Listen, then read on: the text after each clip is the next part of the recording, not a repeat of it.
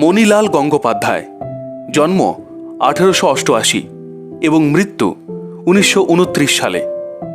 আদি নিবাস বিক্রমপুর, ঢাকা। তিনি ছিলেন বিশিষ্ট সাহিত্যিক। বহুকাল সাহিত্য পত্রিকা ভারতীর সম্পাদক ছিলেন। মনে মনে, মহুয়া, জাপানি ফানুস, জলছবি, ভুতুড়ে কাণ্ড বা কল্পকথা, আলপনা প্রভৃতি গ্রন্থের রচয়িতা হিসেবে তিনি বাংলা সাহিত্যে বিশেষ আসন অধিকার করেছেন। নাট্যাচার্য শিশির কুমারের সংস্রবে এসে নৃত্যাদি পরিচালনায় দক্ষতা দেখিয়েছেন।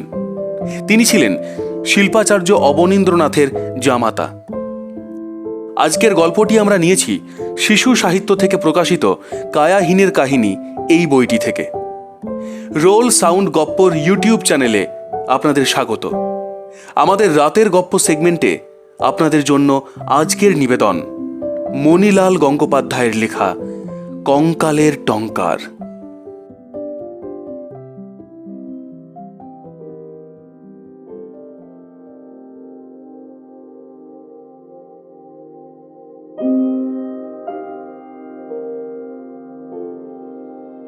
ছেলেবেলায় আমি কবিতা লিখতাম।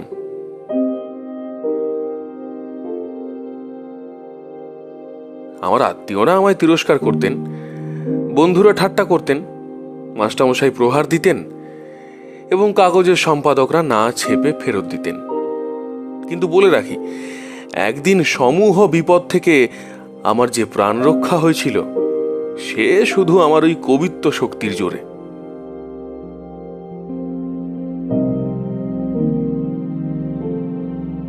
তোমরা আশ্চর্য হচ্ছ, কবিতা আমার প্রাণ রক্ষা করলো কেমন করে? সত্যি বলছি, সেদিন কারও সাধ্য ছিল না যে মরণাপন্ন আমাকে রক্ষা করে। ভাগ্যে কবিতা লিখতে শিখেছিলাম তাই বেঁচে গেলাম, নইলে লোকের অত্যাচারে কবিতা লক্ষ্মীকে বাল্য বয়সে বিদায় দিলে সেদিন আমার যে কি অবস্থা হতো তা আমিই জানি।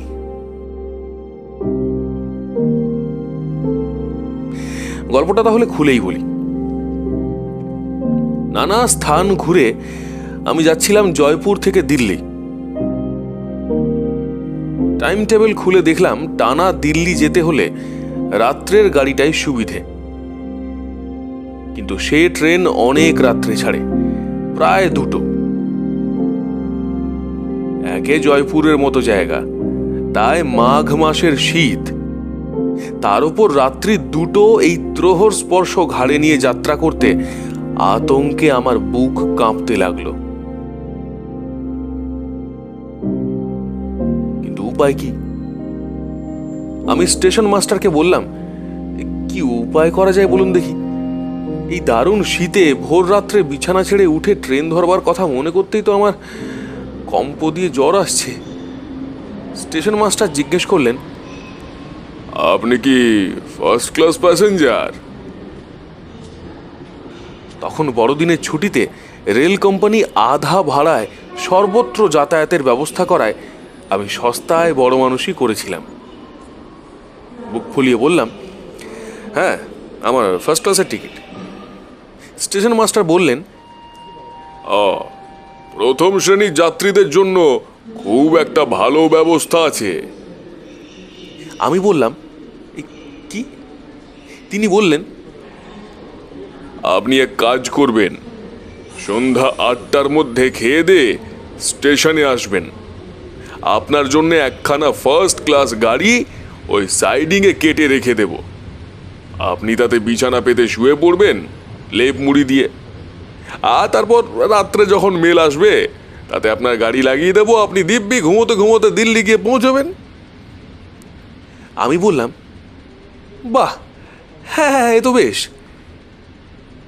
স্টেশন মাস্টার বললেন, হ্যাঁ, শীতের রাতে গাড়ি ধরবার অসুবিধা বলেই তো কোম্পানি বড় লোক যাত্রীদের জন্য এই ব্যবস্থা করেছেন। আমি বললাম, বাহ, খুব ভালো ব্যবস্থা। আমি তাহলে 8টার মধ্যেই আসবো, আপনি গাড়ি ঠিক রাখবেন। তিনি বললেন, গাড়ি ঠিক থাকবে, কিন্তু আপনি দেরি করবেন না। 8টার পর আর ট্রেন নেই বলে আমরা 8টার সময় স্টেশন বন্ধ করে চলে যাই। আমি বললাম, 8টার মধ্যে আসবো বলে আমি চলে গেলাম।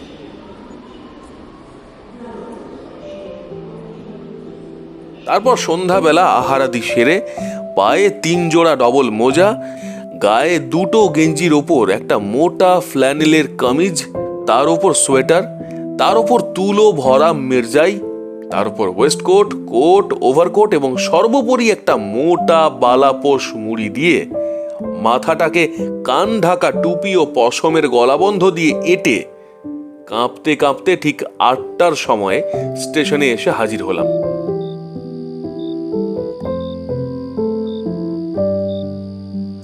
আমার মস্ত বড় লোহার তোরঙ্গটা 2জন কুলি এসে ধরাধরি করে নামাতে গিয়ে একজন ফিক করে একটু হেসে ছেড়ে দিল।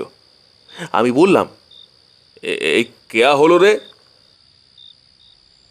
সে বলল, বাবুজি তোরঙ্গ দেখছি ফাঁকা, যা 2-1 ধুতি উতি আছে সেগুলো গায়ে জড়িয়ে নিয়ে বাক্সটা আমাদের বকশিস করে যান বাবু, আপনার কুলি ভাড়া। রেল মাসুল অনেক বেঁচে যাবে। আমি বললাম, যা তোমকো আর ইয়ে করতে হবে না বলেই আমি হন হন করে স্টেশন মাস্টারের ঘরের দিকে চলে গেলাম। স্টেশন মাস্টার আমায় দেখেই বললেন, গুড ইভিনিং বাবু, আপনার ভাগ্য খুব ভালো, আজ আর কোনো প্যাসেঞ্জার নেই, সমস্ত গাড়িটাই আপনার একলার, চলুন আপনাকে গাড়িতে তুলে দিয়ে আসি। বলে তিনি আমাকে নিয়ে প্ল্যাটফর্ম পেরিয়ে 5-6টা রেল লাইন টপকে অনেক দূর চলে চলে একটা ফাঁকা মাঠের ধারে এনে দাঁড় করালেন। সামনে দেখলাম একখানা ধোঁয়াটে রঙের গাড়ি কাটা পড়ে রয়েছে, ঠিক যেন একটা স্কন্ধ কাটা, অন্ধকারের আড়ালে গা লুকিয়ে দাঁড়িয়ে আছে। মাস্টারবাবু গাড়িটার চাবি খুলে দিয়ে বললেন, নিন, উঠে পড়ুন, বিছানা পেতে শুয়ে পড়ুন। বলেই তাড়াতাড়ি তার হাতবাতিটা তুলে নিয়ে গুড নাইট বলে ছুট দিলেন। অন্ধকারে তাকে আর দেখতে পেলাম না। রেল লাইনের খোয়াগুলোর ওপর তার জুতোর খসখস শব্দ কেবল শুনতে লাগলাম। ছাত করে আমার মনে হলো, তাই তো, মাস্টারবাবু অমন করে পালালেন কেন? ইতিমধ্যে দেখি 2টো কুলি আমার তোরঙ্গ ও বিছানাটা গাড়ির মধ্যে তুলে দিয়েই বলছে, বাবুজি পয়সা। আমি তাদের হাতে পয়সা দিতেই তারাও ছুট দিল স্টেশনের দিকে। ব্যাপার কি? আমি হতভম্বের মতো দাঁড়িয়ে ভাবছি, দেখি 2টো কয়লা মাখা কালো ভূত রেল লাইনের বাঁধের নিচ থেকে উঠে অন্ধকারের মধ্যে কেবল 4টে সাদা চোখ দিয়ে আমায় দেখতে দেখতে স্টেশনের দিকে চলে গেল। তাদের পিছনে একটা কুকুর ল্যাজ তুলে দৌড় দিল। তারপরেই সব একেবারে নিস্তব্ধ, একেবারে অন্ধকার। অমাবস্যার রাত্রি, চারিদিক অন্ধকার ঘুটঘুট করছে। সেই অন্ধকারে একটা মাঠের মধ্যে দাঁড়িয়ে আমি এদিক ওদিক চারদিক দেখতে লাগলাম। আশেপাশে কেউ নেই, দূরে কেবল গাছগুলো অসাড় হয়ে ছায়ার মতো দাঁড়িয়ে আছে। গায়ের ভেতরটা কেমন ছমছম করতে লাগলো। আমি আস্তে আস্তে গাড়ির মধ্যে গিয়ে উঠলাম। গাড়ির ভেতরটা একেবারে অন্ধকারে ঠাসা। তাড়াতাড়ি দেওয়াল হাতড়ে বিজলি বাতির চাবি টিপলাম। খুট করে শব্দ হলো, আলো হলো না। সর্বনাশ, আলো নেই নাকি? আলোর সুইচ নিয়ে অনেক নাড়ানাড়ি করলাম, কোনো ফল হলো না। যেমন অন্ধকার তেমনই। পকেট খুঁজলাম, দেশলাই নেই। কেমন করেই বা থাকবে? আমি তো চুরুট খাই না, লুকিয়েও না। হয়তো তোরঙ্গের মধ্যে একটা দেশলাই আছে। চাবি খুঁজতে লাগলাম, পৈতেতে চাবি বাঁধা ছিল। বালাপোষ, ওভারকোট, কোট, ওয়েস্টকোট, সোয়েটার, গেঞ্জির গোলক ধাঁধার মধ্যে কোথায় যে পৈতের গাছাটা হারালো কিছুতেই খুঁজে পেলাম না। বামুনের ছেলে, বিপদে আপদে বিদেশ বিভুঁয়ে যজ্ঞোপবীতটাই মস্ত সহায়, সেটাকেও শেষে খোয়ালাম। সেই অন্ধকারে আমার যেন হাঁপ ধরতে লাগলো।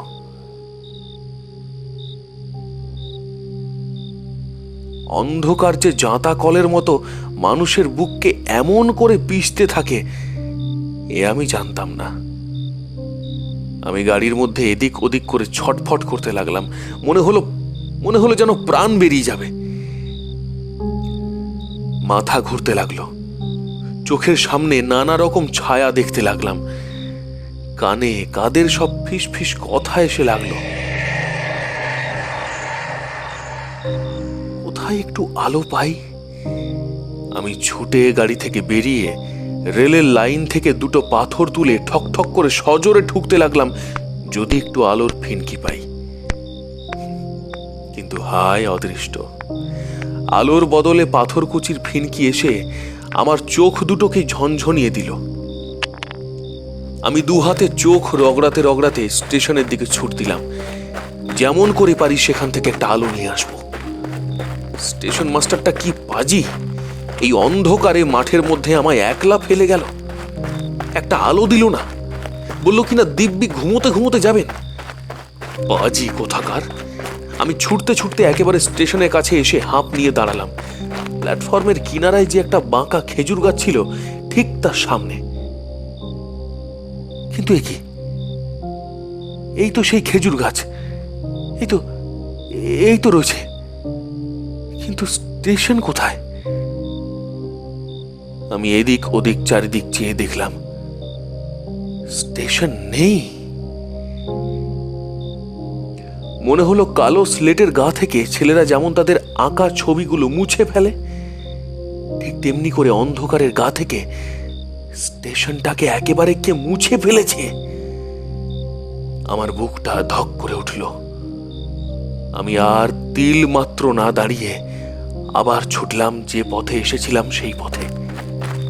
আমার গাড়ির থেকে টপাটপ 5-6টা লাইন টপকে ছুটতে ছুটতে আমি যখন সেই মাঠের ধারে আমার গাড়ির সামনে এসে দাঁড়ালাম, তখন দেখি অত বড় গাড়িখানা কি যেন নিয়ে উধাও হয়েছে। গাড়ির চিহ্ন মাত্র সেখানে নেই। কি সর্বনাশ! আবার ভালো করে চারিদিক চেয়ে দেখলাম, স্টেশনও নেই, গাড়িও নেই, চারিদিক খাঁ খাঁ করছে। এখন উপায়? এই রাত্রে আশ্রয় পাই কোথায়? কি করি? একবার মনে হলো যাই, আর একবার গিয়ে ভালো করে স্টেশনটা খুঁজে আসি। কিন্তু স্টেশনের দিকটা সেই খাঁ খাঁ মূর্তি মনে হয়ে আমার বুকটা ছ্যাদ করে উঠল। ছেলেবেলায় গল্প শুনতাম, দৈত্য দানরা রাতারাতি বড় বড় বাড়ি উড়িয়ে নিয়ে গিয়ে আবার সকালে যেখানকার বাড়ি সেইখানে রেখে যেত। এও কি তাই হলো নাকি?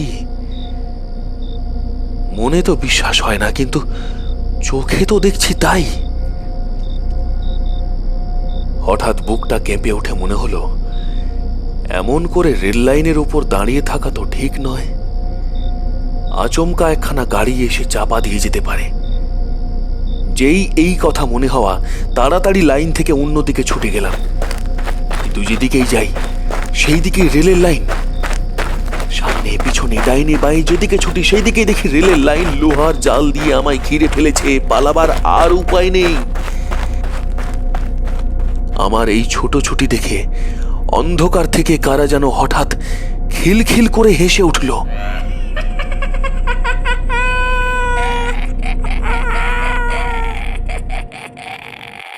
আমি চমকে উঠে থেমে দাঁড়াতেই টাল সামলাতে না পেরে একেবারে বাঁধের উপর থেকে গড়াতে গড়াতে গিয়ে এক গাছ তলায় এসে পড়লাম।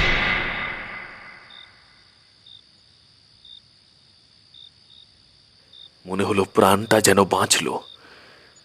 ট্রেনে চাপা পড়বার ভয় আর নেই। গাছের গায়ে ঠেস দিয়ে চুপ করে বসে রইলাম। মনে হতে লাগলো কতক্ষণে রাত্রিটা কাটবে, কিন্তু রাত্রির যেন আর শেষ নেই। বসে বসে দেখতে লাগলাম নিস্তব্ধ রাত্রি ঝিমঝিম করতে করতে আরো নিঝুম হয়ে আসছে, আর রাতের অন্ধকারটা তার কালো গায়ের উপর চামচিকে টানার মতো একখানা কালো কুৎসিত কম্বল আস্তে আস্তে টেনে মুড়ে দিচ্ছে। পৃথিবীর গা থেকে একে একে সব জিনিস যেন মুছে আসছে। দেখতে দেখতে আমি শুদ্ধ যেন মুছে আসতে লাগলাম। কালো জুতো মোজা পরা আমার লম্বা দুখানা পা একটু একটু করে মুছে গেল। কালো ওভারকোট ও নীল বালাপোষ মোড়া গা তাও আস্তে আস্তে মুছতে লাগলো। যখন প্রায় কোমর অবধি মুছে গেছে, আমি আর সে দৃশ্য দেখতে পারলাম না। তাড়াতাড়ি চোখ বুজে ফেললাম। চোখ বুজে মনে হতে লাগলো আমি আছি কি নেই, আছি কি নেই।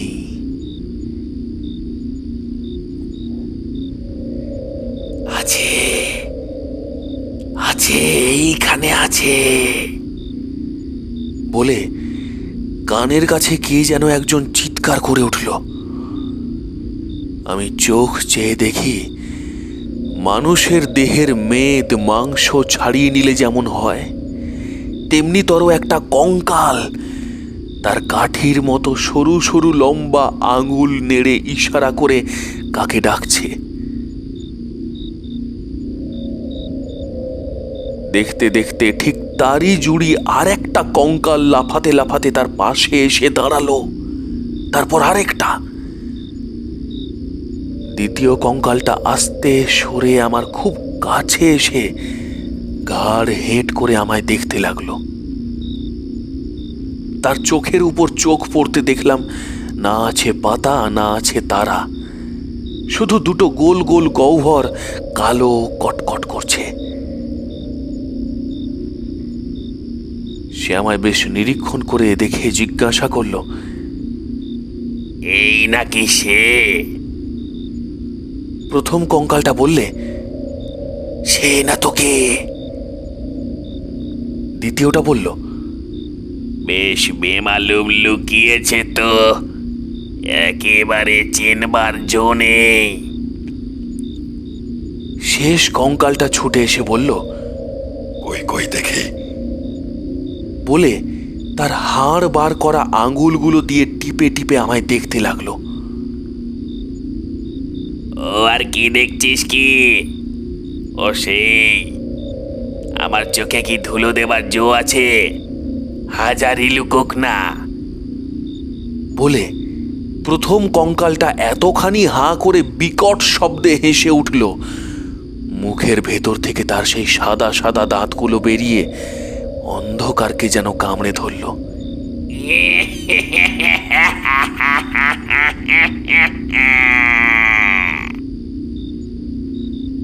শেষ কঙ্কালটা বলল, তবে একটু পরখ করে নেওয়া ভালো, কি জানি যদি ভুল হয়। প্রথম কঙ্কাল বলল, নে নে, আর পরখ করতে হবে না, ওদিকে লগ্ন বয়ে যায়। বলে সে আমার শিয়রের কাছে এসে দাঁড়ালো। আমি ভাবলাম ব্যাস, এই আমার শেষ। দেখতে দেখতে বাকি দুটো কঙ্কাল এগিয়ে এসে আমার পা দুখানা ধরল। প্রথমটা মাথার দিকটা ধরল, তারপর তিনজনে মিলে মাটি থেকে চ্যাংদোলা করে আমায় তুলে ফেলল। আমি তাড়াতাড়ি দু হাত দিয়ে গাছের গুঁড়িটা চেপে ধরে বলে উঠলাম, কোথায় নিয়ে যান মশাই? তারা বলল, বিয়ে দিতে। আমি চমকে উঠে বললাম, বিয়ে দিতে? কি মশাই, এই বুড়ো বয়সে? একজন বলল, বুড়ো বরই আমরা পছন্দ করি। আমি বললাম, মশাই আমার চেয়ে ঢের বুড়ো আছে, তাদের কাউকে নিয়ে যান না, আমায় কেন মিছামিছি কষ্ট দিচ্ছেন? প্রথম কঙ্কালটা চেঁচিয়ে বলে উঠল, তুমি ভেবেছো পালিয়ে এসে লুকিয়ে থাকলে রেহাই পাবে? তোমাকে আমরা জোর করে ধরে নিয়ে গিয়ে বিয়ে দেব। আমি বললাম, আমি তো মশাই পালিয়ে এসে লুকিয়ে নেই। সেই ছোটবেলায় একবার পালিয়েছিলাম বটে, তারপর তো জ্যাঠামশাই পুলিশ দিয়ে ট্রেন থেকে ধরে নিয়ে গিয়ে আমায় বিয়ে দেন। সে বলল, আমরাও পুলিশ এসেছি ধরে নিয়ে গিয়ে তোমার বিয়ে দেব বলে।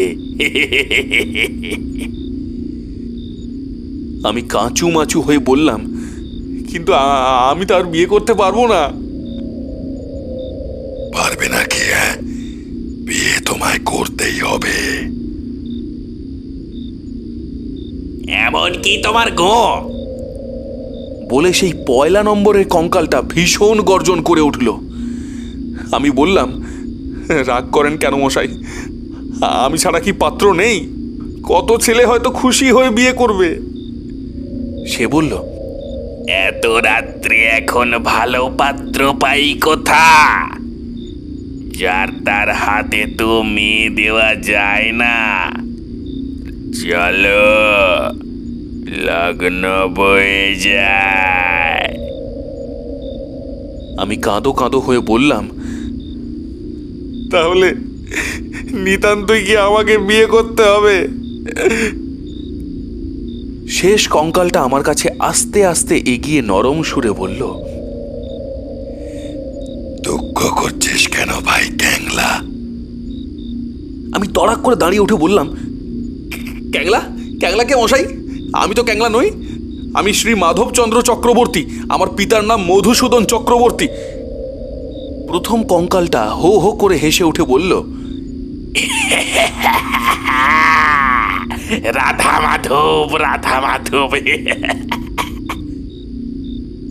আমি বললাম, সে কি মশাই? সে বলল, এই এত রাত্রে এই শ্মশানের ধারে একটা জ্যান্ত শেয়াল কুকুর থাকে না, আর মাধব চক্রবর্তী আছে। তুই এতই বোকা পেলি আমাদের। আমি বললাম, এই তো আমি রয়েছি, এই তো আমি রয়েছি। সে বলল, আরে ভাই, মাধব চক্রবর্তীর দেহের ভেতর থেকে কথা কইলেই কি তুই মাধব চক্রবর্তী হয়ে যাবি? আমি বললাম, সে কি মশাই? মাধব চক্রবর্তীর দেহের ভেতর আবার কে এলো? সে বলল, আরে ক্যাংলা, তুই মাধব চক্রবর্তীর শূন্য দেহের মধ্যে সিঁধিয়ে আছিস। সে কি আমি টের পাইনি ভেবেছিস? আমি বললাম, এসব কি হেয়ালি বকছেন মশাই? মাধব চক্রবর্তীর দেহের মধ্যে যদি ক্যাংলা এলো, তো মাধব চক্রবর্তী গেল কোথায়? সে বলল, আরে ভাই, বামুনের ছেলে সে বৈকুণ্ঠে গেছে। আমি বললাম, না মরে সে বৈকুণ্ঠে গেল? সে বলল, মরেছে না তো কি? আমি বললাম, মরেছে কিরকম? সে মরে গেল আর টের পেল না? সে বলল, মানুষ কখন জন্মায় আর কখন মরে, সে কি তা টের পায় নাকি?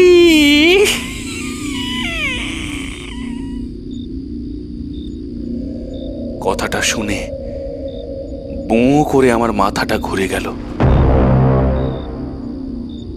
আমার অজান্তে আমি মরে গেলাম নাকি? হ্যাঁ, সেই যে দেখলাম পৃথিবীর গা থেকে এঁকে বেঁকে সব মুছে আসছে, সেই কি আমার মৃত্যু নাকি?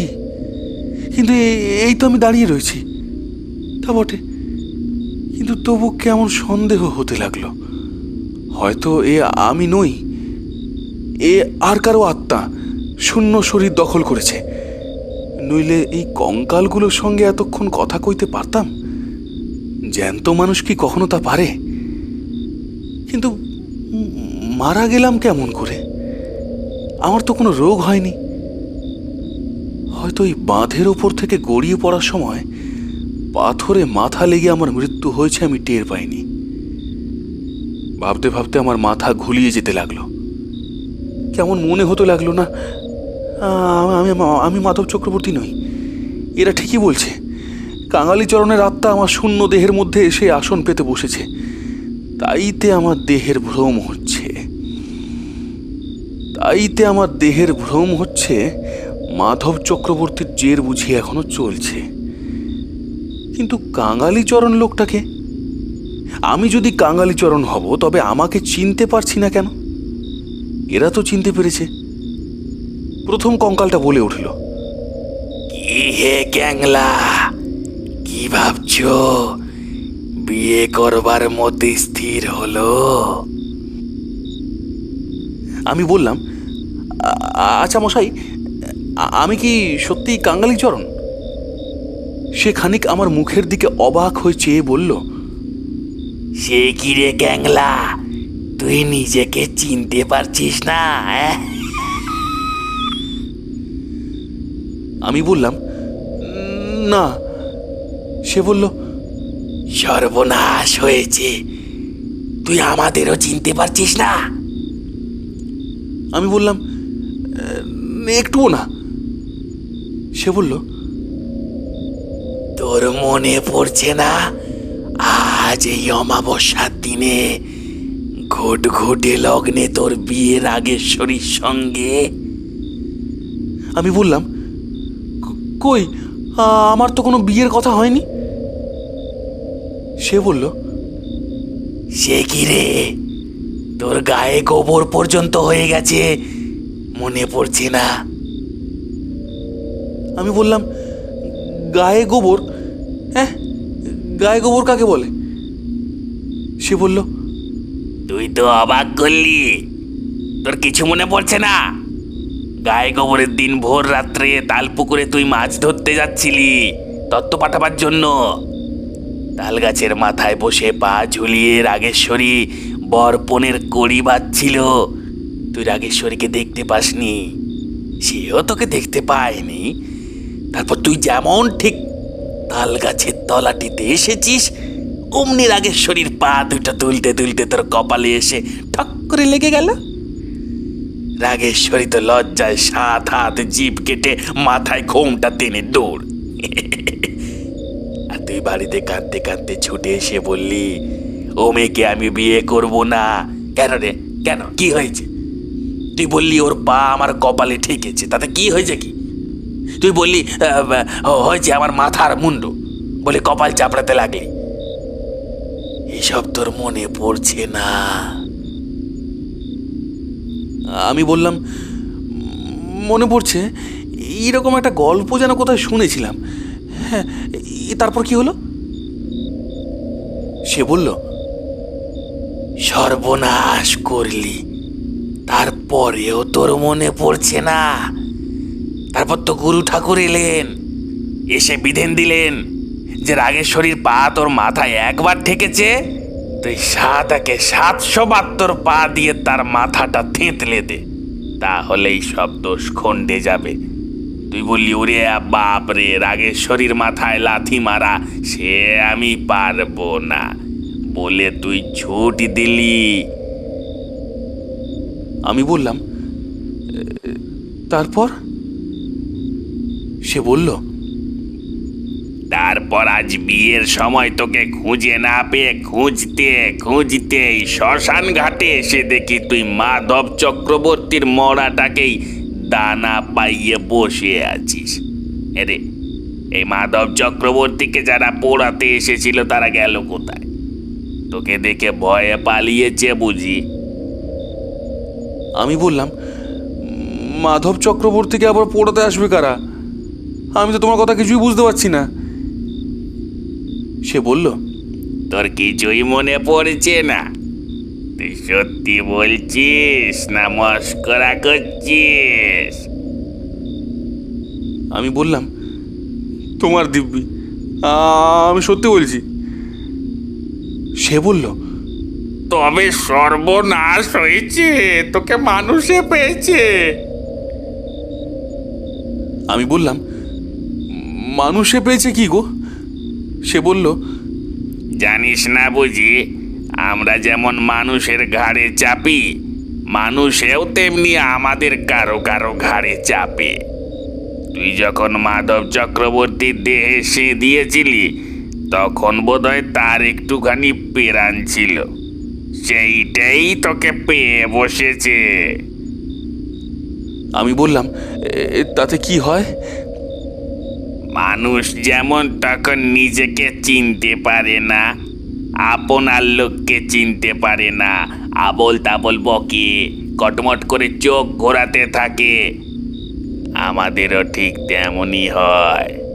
তুই তো অমন করছিস, নিজেকে চিনতে পারছিস না, আমাদেরকেও চিনতে পারছিস না। আমি বললাম, ও তাই আমি নিজেকে ক্যাংলা বলে চিনতে পারছি না। ওগো, তবে আমার কি হবে? সে বললে, যেমন বিয়ে করব না বলে পালিয়ে এসেছিস, তেমনই ঠিক জব্দ। আমি বললাম, ওগো, আমি রাগেশ্বরীকে বিয়ে করব, আমাকে তোমরা উদ্ধার করো। সে বলল, তবে বেরিয়ে আয় ওখান থেকে। আমি বললাম, বেরোবো কি করে গো?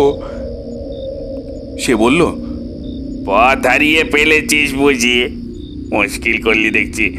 এক কাজ কর, মাধব চক্রবর্তীর ওই কোঁচার খুঁটটা এই গাছের ডালে বেঁধে গলায় একটা ফাঁস দিয়ে তুই ঝুলে পড়, তাহলে শুরুত করে বেরিয়ে আসতে পারবি। আমি আঁতকে উঠে বললাম, ওরে বাপরে, সে যে ফাঁসি, ও আমি পারবো না। সে বলল, ভয় কি? আমি তো কতবার ফাঁসি গেছি, তোর কোনো ভয় নেই, তুই ঝুলে পড়। আমি শিউরে উঠে বললাম, না গো না, ও আমি পারবো না, গলায় ফাঁসি দিতে কিছুতেই পারবো না। যেমন এই কথা বলা, সেই প্রথম কঙ্কালটা তার কালো গর্তের মতো চোখ দুটোকে বন বন করে ঘুরিয়ে বলল, কি? তুই ফাঁসি যেতে পারবি না? আমরা হলাম গলায় দড়ে, তুই আমাদের ঘরের ছেলে হয়ে এমন কথা বলিস যে ফাঁসি যেতে তোর ভয় হয়? কুলাঙ্গার কথাকার। আমি কাঁচু মাচু হয়ে বললাম, কি করব, আমার যে ভয় করছে। সে দাঁতের দুপাটি কড়মড় করতে করতে বলে উঠল, ফের ওই কথা? এই বেলা ঝুলে পড়, নইলে তোর ভালো হবে না বলছি। আমি বললাম, ওগো, ওগো, তোমার দুটি পায়ে পড়ি, আমি ফাঁসিতে ঝুলতে পারবো না, আমার ভয় করছে গো। সে আরও রেগে বলল, হতভাগা কথাকার, দূর হ আমাদের সামনে থেকে, দূর হ। বলে সে তেড়ে আমায় মারতে এলো। দ্বিতীয় কঙ্কালটা এগিয়ে এসে বলল, রাগ করেন কেন খুড়ো মশাই? ও হয়তো ক্যাংলা নয়, নইলে ফাঁসিতে ভয় পাবে কেন? খুড়ো মশাই বললেন, কি? ও ক্যাংলা নয়? আমি 7 বছর টিকটিকি পুলিশে কাজ করেছি, কত বড় বড় ফেরার পাকড়াও করেছি, আমার ভুল হবে? শেষ কঙ্কালটা এগিয়ে এসে বলল, যখন সন্দেহ হচ্ছে তখন একবার পরখ করে দেখতে ক্ষতি কি দাদা মশাই? দাদামশাই বললেন, আচ্ছা বেশ, পরীক্ষা হোক। বলে আমার দিকে ফিরে বললেন, কি হে, তুমি মাধব চক্রবর্তী না কাঙালি চরণ? আমি বললাম, আগে আগে তো জানতাম আমি মাধব চক্রবর্তী, কিন্তু তারপর থেকে মনে হচ্ছে কাঙালিচরণ। সে বলল, কাঙালি চরণ যদি হও, তুমি আমার অবাধ্য হয়েছে বলে তোমার শাস্তি নিতে হবে। তোমায় ফাঁসি দেব আমরা, এই শ্মশানে, এই গাছের ডালে। আমি বললাম, আগে আমি তবে মাধব চক্রবর্তী। সে বলল, বেশ, মাধব চক্রবর্তী বলে যদি নিজেকে প্রমাণ করতে পারো, তাহলে তোমায় 3 বার সেলাম ঢুকে আমরা চলে যাব। আর যদি না পারি? তাহলে এইখানে তোমার ঘাড় মোটকে রেখে চলে যাব। ঘাড় মুটকে দেবেন? সর্বনাশ! এই বিদেশ বিভুঁইয়ে এই অচেনা জায়গায় এত রাত্রিরে নিজেকে কি করে প্রমাণ করব মশাই? না পারো ঘাটটি মোটকে দেব, শ্মশানের ভূত হয়ে থেকো। সত্যি বলছি, এই কথা শুনে আমি কেঁদে ফেললাম। সেই দ্বিতীয় কঙ্কালটা এগিয়ে এসে বলল, কাঁদছো কেন? তোমার এমন কোনো চিহ্ন নেই যাতে প্রমাণ হয় তুমি মাধব চক্রবর্তী? আমি বললাম, আছে আছে আছে আছে, এই দেখুন আমার ডান হাতে একটা জড়ুলের দাগ। সে হেসে বলল,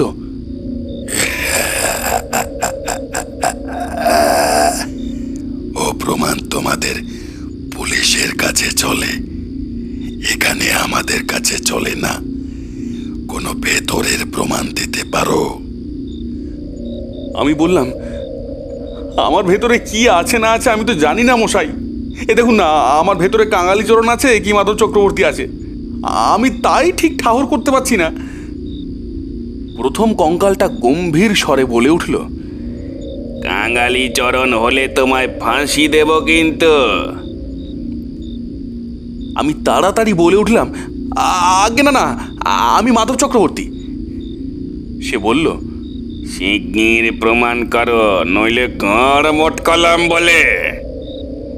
দ্বিতীয় কঙ্কালটা বলল, অমন ভেবড়ে যাচ্ছ কেন?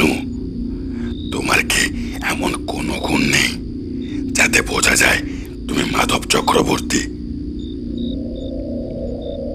আমি বলে উঠলাম, হ্যাঁ হ্যাঁ আছে বই কি, আমার একটা মস্ত গুণ আছে, আমি কবিতা লিখতে পারি। প্রথম কঙ্কালটা এগিয়ে এসে বলল, তুমি কবিতা লিখতে পারো? নিজে লেখো না পরের কবিতা নিজের বলে চালাও? আমি বললাম, না মশাই, আমি সেরকম কবি নই। সে বলল, তোমার কবিতা কাগজে ছাপা হয়? আমি বললাম, না, সম্পাদকরা ভয়ে ছাপেন না। সে বলল, ভয়ে ছাপেন না কিরকম? আমি বললাম, আমার কবিতা এত উচ্চ শ্রেণীর যে একবার সে কবিতা ছাপলে পাঠকেরা অন্য কবিতা পড়তেই চাইবে না। হ্যাঁ, কাগজ ভর্তি করায় তখন দায় হয়ে উঠবে। এ কথা এক সম্পাদক নিজের মুখে বলেছেন। আচ্ছা, কই দেখি একটা কবিতা লেখো দেখিন। আমি তখনই আমার ওভারকোটের পকেট থেকে আমার পকেট বইখানা বার করে বললাম, আলো একটা চাই যে। সে বলল, দিচ্ছি আলো। বলে খানিকটা ধুলোবালি একত্র করে একটা ফুঁ দিল, আর অমনি আগুন জ্বলে উঠল। আমি সেই আলোয় বসে লিখতে লাগলাম। খানিকটা লিখেছি। সে বলল, কই কি লিখলে পড়ো। আমি বললাম, এখনো যে শেষ হয়নি মশাই। সে বলল, কবিতার আবার শেষ আছে নাকি? যা লিখেছ পড়ো, ফাজলামি করতে হবে না। আমি সুর করে পড়লাম,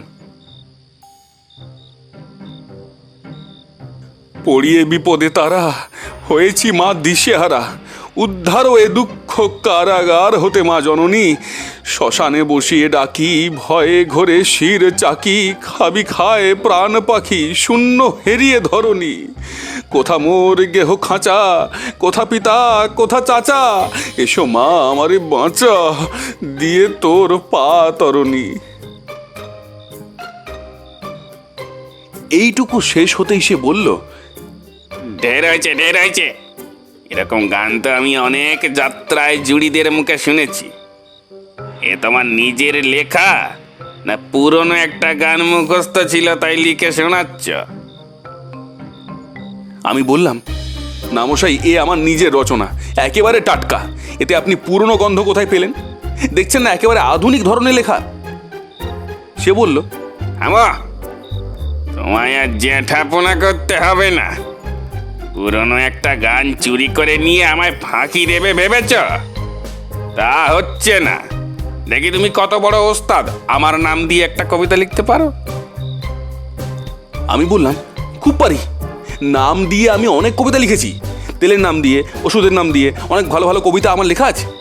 একবার একটা জুতোর দোকানে কবিতা লিখে আমি প্রাইজ পেয়েছিলাম। আপনার নামটা কি বলুন, আমি এখন লিখে দিচ্ছি। সে বলল, আমার নাম জাঁদরেল। লিখে ফেলো দেখি এই নাম দিয়ে একটা কবিতা চট করে, বুঝবো কত বড় বাহাদুর তুই। আমি কাগজ পেন্সিল নিয়ে লিখতে শুরু করেছি মাত্র। সে বলল, কি লিখলে পড়ো হে, আমিও বড় কবিতা দু চক্ষে দেখতে পারি না।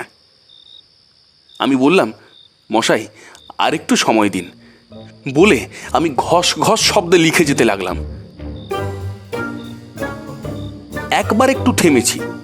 সে আমার খাতার দিকে ঝুঁকে বলল, অনেকটা লেখা হয়েছে, এবার পড়ো। অগত্যা আমি পড়লাম। রেল আছে, জেল আছে, আর আছে কদবেল, পাশ আছে, ফেল আছে, আর আছে শুল শেল, ঢোল আছে, চোল আছে, আর আছে সরখেল, সব সে বড়া হে জাঁদরেল জাঁদরেল।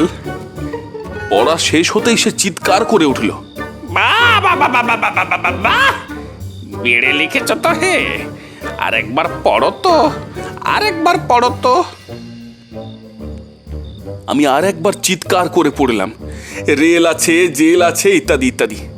সে আবার বলল, বেশ হয়েছে, চমৎকার হয়েছে, যাও যাও যাও, প্রমাণ হয়ে গেল তুমি কবি মাধব চক্রবর্তী।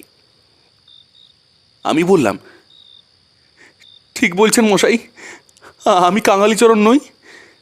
সে বলল, কাঙালিচরণের 14 পুরুষ এমন কবিতা লিখতে পারে না, মাধব চক্রবর্তী না হলে এমন কবিতা লেখে কে? আমি বললাম, মশাই আমার আর একটা কবিতা শুনবেন, এই খাতায় লেখা আছে এই জয়পুরের শীত সম্বন্ধে। সে বলল, কই শোনাও তো দেখি। আমি তাড়াতাড়ি পকেট থেকে বইয়ের পাতা হাতড়ে কবিতাটা বার করে পড়তে শুরু করলাম। বস্তা বস্তা পুঞ্জ পুঞ্জ তীব্র হিম ঢেলে বৌম মার্গে কে রচিল শীতের পাহাড়, লেপ গদি বালাপোষ সর্ববর্ম ভেঙে কম্প এসে কাঁপাইছে শরীরের হাড়, ঊর্ধ্বফোনা ক্রুদ্ধ শতনাগিনীর প্রায়, কপালে কপলে ভীম হানিছে ছোবল, কিংবা কোন পিশাচিনী উন্মাদিনী সমা তীক্ষ্ণ ধার ছুরিকায় করিতেছে কোতল, অথবা কি মেঘ দৈত্য ছাড়ে সার্পনেল। হঠাৎ দূরে একটা বিভৎস কোলাহল উঠল।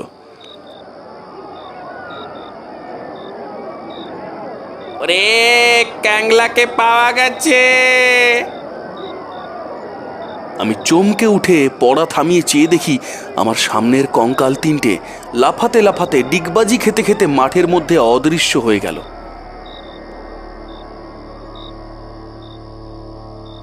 আমি রাম রাম রাম রাম রাম রাম রাম রাম বলতে বলতে সেখান থেকে উঠে পড়লাম। এতক্ষণ রাম নামটা যে কেন মনে আসেনি কে জানে। আমি রেল লাইনের বাঁধ ঠেলে উঠতে যাচ্ছি, এমন সময় দুটো কুলির সঙ্গে দেখা। তারা বলল, বাবু আপনাকে আমরা খুঁজে বেড়াইতেছি, আপনি গাড়ি ছেড়ে কোথায় গিয়েছিলেন? আমি আর কি বলবো, বললাম আমি এখানে ওই হচ্ছিল কিনা তাই একটু দেখছিলাম। তারা বলল, আপনার গাড়ি ঠেলে আমরা ওই দিকে রেখে দিয়েছি, চলুন আপনারা দেখাই দিই। বলে তারা আমাকে গাড়িতে তুলে দিল।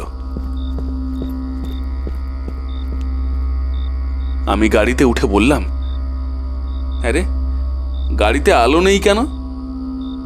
সে বলল, বিজলি বাতি আছে, মেলগাড়ির সঙ্গে লাগিয়ে দিলে তবে জ্বলবে। আমি বললাম, আমাকে একটা বাতি দিয়ে যেতে পারিস, বকশিস দেব। তাদের একজন ছুটে গিয়ে একটা বাতি এনে দিল। আমি সেইটে সামনে রেখে পকেট বই খুলে নিজের লেখা কবিতা পড়তে লাগলাম।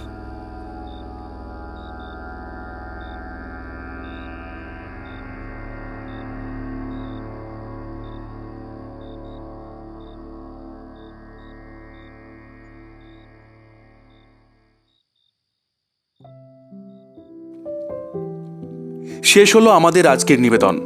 মণিলাল গঙ্গোপাধ্যায়ের লেখা কঙ্কালের টঙ্কার। কণ্ঠ জয় মহাপাত্র। শব্দ পরিকল্পনা, সম্পাদনা ও পোস্টার ডিজাইন সম্মান রায়। আমাদের গপ্প আপনাদের ভালো লাগলে চ্যানেলটিকে অবশ্যই সাবস্ক্রাইব করুন আর কমেন্ট করে জানাতে ভুলবেন না আপনাদের মতামত, কারণ আগামী দিনে আপনাদের জন্য অপেক্ষা করছে আরও আকর্ষণীয় নিবেদন। ততদিন শুনতে থাকুন রোল সাউন্ড গপ্প।